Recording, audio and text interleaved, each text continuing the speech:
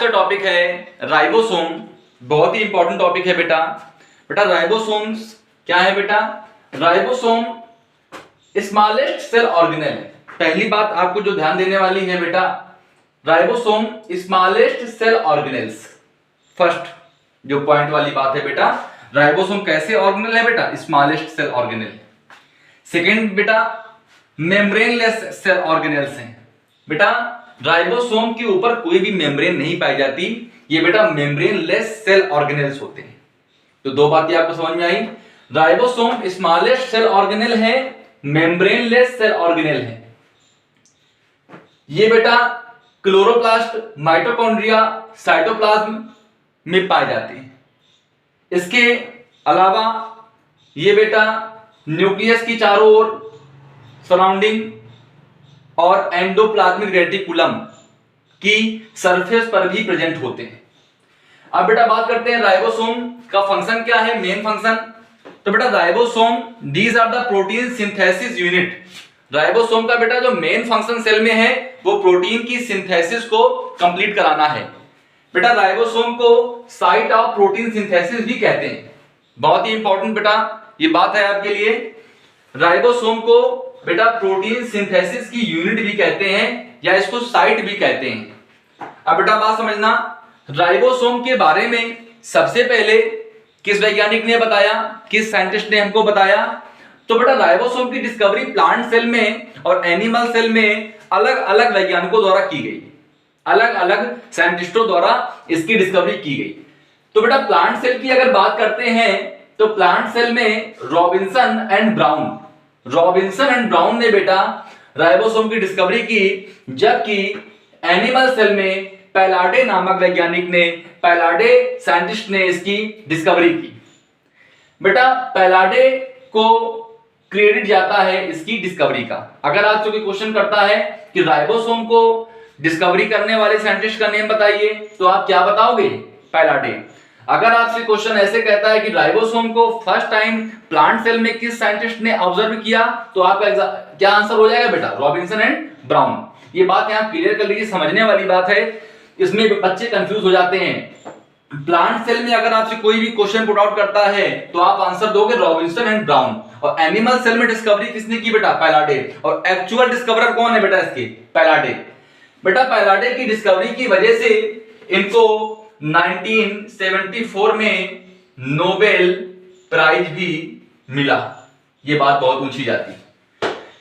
बेटा राइबोसोम के कितने टाइप्स हैं? तो बेटा बात समझना, इसको हमने किस बेस पर क्लासिफाई किया है? तो बेटा सेडिमेंटेशन कॉफिशिएंट, इसको बेटा बोलते हैं अवसादन गुणांक। सेडिमेंटेशन कॉफिशिएंट को बेस बनाकर, सेडिमेंटेशन कॉफिशिएंट, बेटा बात यहां समझिएगा आप लोग, यहां पर सेडिमेंटेशन कॉफिशिएंट को बेस बनाकर हमने राइबोसोम को डिवाइड किया है टू पार्ट्स में। एक बेटा हमारे 70s राइबोसोम और हमारे 80s राइबोसोम। बेटा यहां पर S का मींस क्या होता है? तो बेटा S का मींस होता है स्वेड वर्ग यूनिट। S का मींस होता है बेटा यहां पर स्वेड वर्ग यूनिट। बात समझिएगा, स्वेड वर्ग यूनिट। यहां पर जो आप S पढ़ रहे हो, S जैसे 70s या 80s, तो यहां पर जो S वर्ड है ये बेटा क्या है? ये स्वेड वर्ग यूनिट है। अब बेटा बात समझते हैं कि ये 70s और 80s को हमने डिवाइड कैसे किया। तो बेटा एक मशीन है, उसका बेटा नेम है अल्ट्रा सेंट्रीफ्यूज। एक बेटा मशीन है अल्ट्रा सेंट्रीफ्यूज। इस मशीन में बेटा राइबोसोम को जब हमने डाल करके इसको घुमाया तो जो राइबोसोम 70 स्वेड वर्ग यूनिट पर आकर के रुक गए उन्हें बेटा क्या बोला गया? 70s ribosome. और जो राइबोसोम बेटा 80 स्वेड वर्ग यूनिट पर आकर के रुक गए उन्हें क्या बोला गया बेटा? 80s ribosome. तो आपको क्लियर हो गया होगा कि राइबोसोम को किस बेस पर डिवाइड किया गया। तो राइबोसोम को बेटा हमने सेडिमेंटेशन कॉफिशिएंट के बेस पर टू पार्ट्स में डिवाइड किया है बेटा, 70s राइबोसोम और 80s राइबोसोम। बेटा बात समझना, राइबोसोम की यूनिट्स होती हैं। 70s राइबोसोम और 80s राइबोसोम। बेटा बात समझिए जरा, क्लियर करते हैं।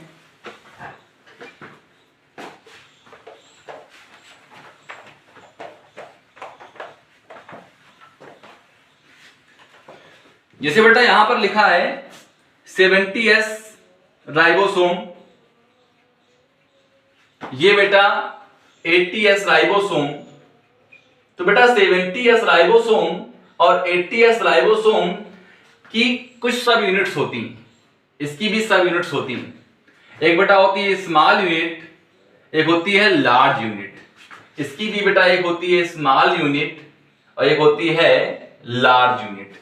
तो बेटा 70s राइबोसोम को बेटा हमने, जो इसकी स्मॉल यूनिट होती है वो होती है 30s और लार्ज होती है 50s। बेटा इसको अगर काउंट करें तो इसका नंबर ज्यादा आएगा, इस पर आप नहीं जाएंगे। ये हमारा क्या है, ये हमारा स्वेडबर्ग यूनिट है, वो अलग चीज है। तो 70s राइबोसोम की बेटा कितनी यूनिट हो गई, 2। स्मॉल कितनी होती है 30s और लार्ज कितनी होती है बेटा 50s। और 80s राइबोसोम की स्मॉल यूनिट होती है बेटा 40s, जबकि लार्ज होती है बेटा 60s। तो ये तो बेटा बात हो गई राइबोसोम्स की यूनिट की। अब बेटा बात समझिए, राइबोसोम की यूनिट जो होती है बेटा, जैसे मान लीजिए ये 30s राइबोसोम की यूनिट है और ये बेटा हमारी 50s राइबोसोम की यूनिट है। तो बेटा 30s और 50s राइबोसोम की यूनिट्स जो हैं, या अगर हम बात करें 80s राइबोसोम की, तो इसकी मान लीजिए ये ऊपर वाली 40s राइबोसोम की यूनिट हो गई और ये 60s हो गई। तो बेटा राइबोसोम की यूनिट्स आपस में कैसे अटैच होती? तो बेटा राइबोसोम की यूनिट्स के बिटवीन मैग्नीशियम आयंस प्रेजेंट होते हैं। ये बेटा मैग्नीशियम आयन जो होता है ये यूनिट्स को आपस में अटैच करे रहता है। तो इसका बेटा फंक्शन क्या हो गया, मैग्नीशियम का फंक्शन क्या हो गया इनका, इसका कि राइबोसोम की सब यूनिट्स को आपस में अटैच करता है। कौन बेटा, मैग्नीशियम। ठीक है, अगर बेटा इसको हम रिमूव कर दे, मैग्नीशियम को हटा दें, तो राइबोसोम अपनी यूनिट्स में डिवाइड हो जाएगा। नहीं बात समझ में आई? अगर हम Mg+ को बेटा इससे निकाल लें, रिमूव कर लें, तो क्या हो जाएगा, राइबोसोम हमारा ब्रेक हो जाएगा। अगर 70s राइबोसोम है तो वो 30s और 50s में डिवाइड हो जाएगा, और अगर 80s राइबोसोम है तो बेटा वो 40s और 60s में क्या हो जाएगा, डिवाइड हो जाएगा। बात समझ में आ गई होगी कि राइबोसोम की यूनिट्स बेटा मैग्नीशियम आयन से आपस में क्या होती हैं, अटैच होती हैं। अब बेटा बात समझिएगा, इंपॉर्टेंट क्वेश्चन अब आने वाला है। एक टर्म है जिसका नाम है डाइमर। एक टर्म है जिसका नाम बेटा क्या है, डाइमर। ये डाइमर क्या होता है? तो बेटा जैसे ये हमारे पास एक 80s राइबोसोम है और एक हमारे पास 80s राइबोसोम, ये तो बेटा ये 80s राइबोसोम और ये 80s राइबोसोम को अटैच करने पर एक डाइमर बनता है, वन डाइमर, जिसे बोलते हैं 120s। तो एक डाइमर की यूनिट कितनी होती है, 120s। तो कैसे अटैच करोगे, स्मॉल यूनिट को आगे लाओगे, दोनों की स्मॉल यूनिट को, और लार्ज को पीछे कर दोगे। तो बेटा ये जो स्ट्रक्चर फॉर्म हुआ, ये हमारा क्या फॉर्म हुआ, डाइमर। क्लियर हो रहा है भाई? स्मॉल यूनिट कितनी हो गई, ये हमारी हो गई 40s 60s, 40s 60s। बेटा इसे अटैच कौन करता है, मैग्नीशियम आयन। मैग्नीशियम आयन ये इसको अटैच कर दिया। तो अब 280s राइबोसोम को अटैच किया तो बेटा क्या फॉर्म हुआ, डाइमर फॉर्म हुआ। ये बात समझ में आ गई आपको कि 280s राइबोसोम को फॉर्म करेंगे तो आपस में अटैच करेंगे तो क्या फॉर्म होगा, डाइमर। ऐसे ही बेटा अगर 270s राइबोसोम को हम आपस में अटैच करेंगे तो भी क्या फॉर्म होगा, डाइमर। और उसकी यूनिट क्या होगी, तो उसको बेटा 100 स्वेडबर्ग यूनिट मानेंगे। ठीक है बेटा। अब बेटा बात समझते हैं कि पॉलीराइबोसोम क्या होता है। एक है पॉलीराइबोसोम क्या है। तो बेटा जब प्रोटीन सिंथेसिस होती है तो कई सारे राइबोसोम आरएनए पर आकर के अटैच हो जाते हैं। कई सारे राइबोसोम बेटा आरएनए पे आकर के अटैच हो जाते हैं, और ये कंडीशन बेटा क्या कहलाती है, पॉलीराइबोसोम। तो क्लियर हो गया कि राइबोसोम और राइबोसोम के अटैच होने पर क्या फॉर्म होता है बेटा, डाइमर। और जब कई सारे राइबोसोम प्रोटीन सिंथेसिस के लिए आरएनए पे आकर के अटैच हो जाते हैं तो बेटा वो कंडीशन क्या कहलाती है, पॉलीराइबोसोम। अब बेटा बात करते हैं कि function of ribosome, main function क्या है। तो the primary and most important function is protein synthesis. सबसे इंपॉर्टेंट बात आपको समझनी है कि राइबोसोम का जो primary and most important function होता है बेटा, वो क्या होता है? प्रोटीन की सिंथेसिस होती है। तो आपको यहां पर क्लियर हो गया होगा। एक बार फिर समझ लेते हैं, ध्यान दीजिए। राइबोसोम क्या है बेटा? स्मॉलेस्ट प्रोटीन पार्टिकल है, स्मॉलेस्ट सेल ऑर्गेनेल्स हैं। बेटा राइबोसोम का फॉर्मेशन किससे होता है? तो बेटा राइबोसोम का फॉर्मेशन होता है आरएनए प्लस प्रोटीन से। राइबोसोम का फॉर्मेशन किससे होता है बेटा? आरएनए और प्रोटीन से। एक बात तो ये क्लियर हो गई। दूसरी बेटा बात कौन सी है इंपॉर्टेंट?